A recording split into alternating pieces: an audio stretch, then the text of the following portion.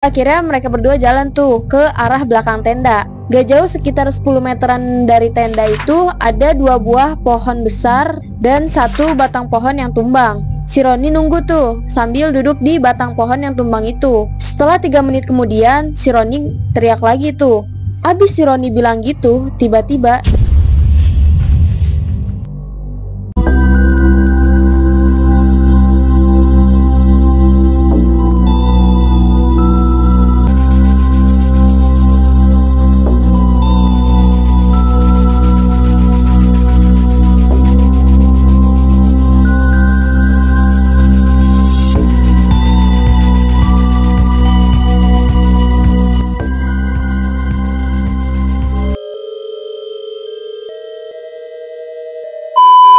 Bismillahirrahmanirrahim. Assalamualaikum warahmatullahi wabarakatuh. Kembali lagi bersama aku Fadia Prameswari dalam segmen ceramah horor, cerita pengalaman dan ambil hikmah. Nah teman-teman, gimana nih kabar kalian semua? Semoga kalian semua yang nonton video ini selalu diberikan kesehatan, dimudahkan segala urusannya, dan dilancarkan rezekinya. Oh ya, kita mau lanjutin lagi nih cerita pendaki yang hilang selama 12 tahun di Gunung Rinjani. Dan aku mau minta maaf sebelumnya karena post kelanjutannya itu agak lama ya, karena ada sedikit masalah teknis. Nah, di video sebelumnya seperti yang kalian tahu kalau Roni dan ketiga temannya itu melakukan pendakian ke Gunung Samalas atau Gunung Rinjani, yang pada awalnya itu nggak ada kejadian yang aneh-aneh tuh, karena beberapa dari mereka itu niatnya ya buat happy-happy aja. Tapi setelah salah satu teman mereka yang bisa dibilang sompral itu melakukan suatu hal yang sebelumnya itu dilarang tuh sama Roni dan juga teman-temannya yang lainnya, sampai akhirnya sesuatu hal yang tidak diinginkan terjadi. Penasaran gimana kelanjutannya? Tonton terus video ini. Tapi sebelum kita mulai ceritanya, buat kalian yang belum subscribe, jangan lupa subscribe dulu channel ini dan nyalakan lonceng notifikasinya agar kalian gak ketinggalan nih konten-konten aku selanjutnya. Jangan lupa juga like, comment, and share. Oke, kalau udah langsung aja, ini dia ceritanya.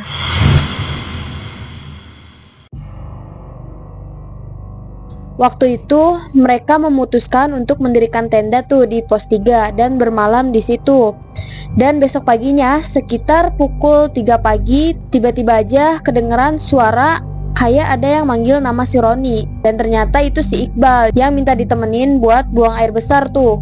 Dengan rasa yang agak males gitu, ya udah akhirnya tuh dia mau nganterin si Iqbal itu buang air besar.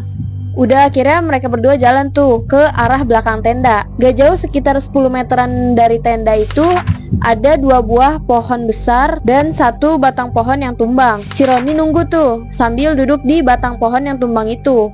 Gak lama dia bilang gini, "Cepetlah Iqbal, lama banget sih kamu, dingin nih."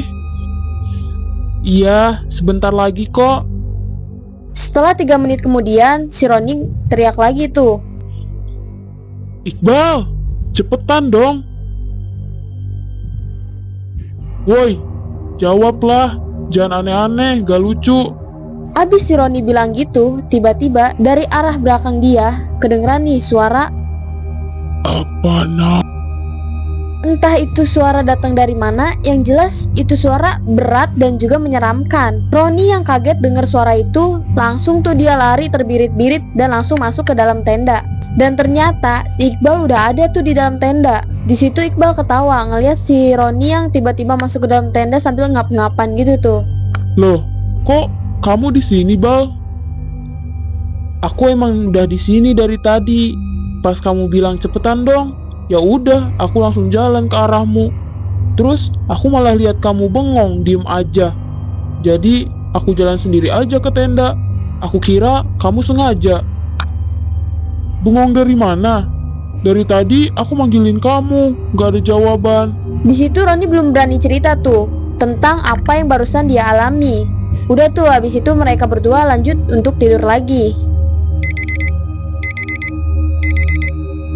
Sekitar jam 5 pagi, akhirnya si Roni itu kebangun tuh gara-gara alarmnya bunyi. Dia bangun terus langsung masang gas buat bikin kopi dan juga masak nasi. Disusul dengan yang lainnya juga udah mulai pada bangun tuh buat sarapan. Selesai sarapan, akhirnya mereka semua packing-packing ulang lagi tuh buat melanjutkan perjalanan ke pos 4.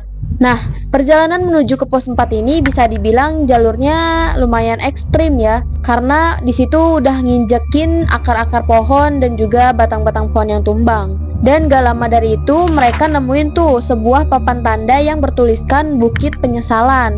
Nah, jadi bukit inilah yang seolah-olah membuat kita tuh menyesal mendaki karena ya treknya yang lumayan curam gitu. Dan tiba-tiba di situ si Panji nyeletuk. Ah, sal ini bukit. Kita jangan lewat rute ini, buang-buang tenaga aja. Kata temanku yang pernah mendaki gunung ini, ada rute cepat biar sampai pos 4, tanpa harus ngelewatin bukit jalan ini. Kamu jangan aneh-aneh, Panji. Kita ikutin aja jalur ini. Iya, bener. Kita jangan lewat rute yang dilarang. Apalagi, kata kakek Rido, jangan lewat jalur yang gak ada tendanya. Bilang aja kalian semua penakut. Masa kakek-kakek pikun itu dipercaya? Kamu jangan ngejelekin kakekku ya, kurang ajar.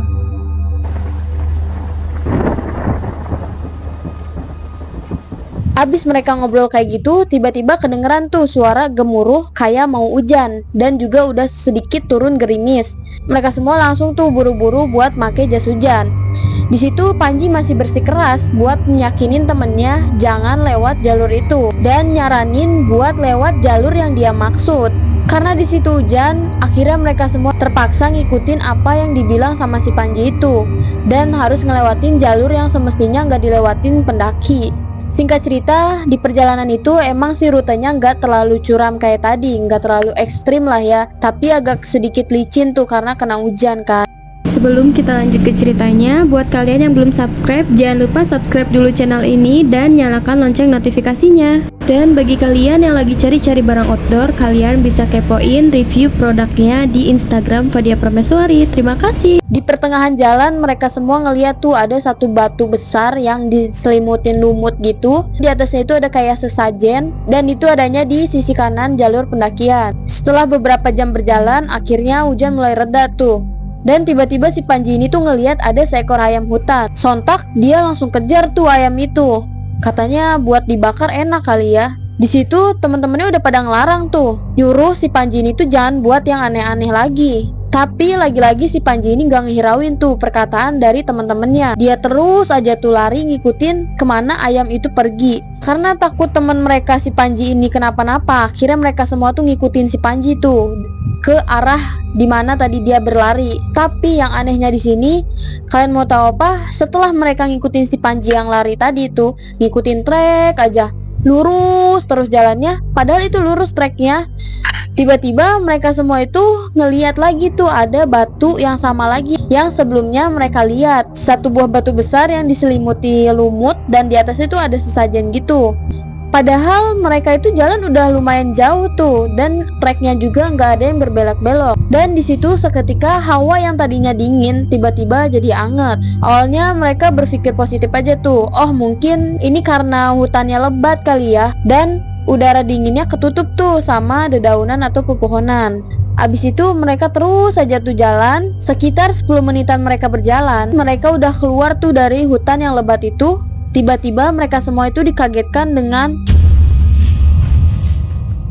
Oke, itu dia teman-teman, gimana tuh tadi ceritanya menurut pendapat kalian? Coba tulis pendapat kalian dan juga hikmah yang kalian ambil pada episode kali ini.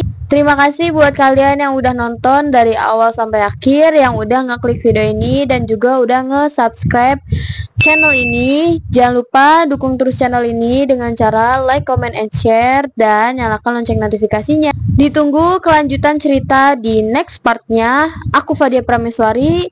Assalamualaikum warahmatullahi wabarakatuh.